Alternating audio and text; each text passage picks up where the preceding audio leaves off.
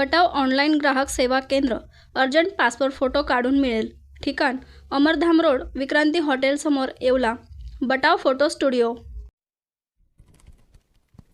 येवला शहरात चोरीच्या घटनांमध्ये दिवसेंदिवस वाढ होत असून दुचाकी चोरट्यांसह इतर चोरांना पकडण्यास पोलिसांना अपयश येत असल्याच्या चर्चांना येवला शहरात उधाण आले असून येवला शहरात चोरांचे सत्र सुरूच असून पोलीस करताय काय हा सवाल निर्माण झाला आहे.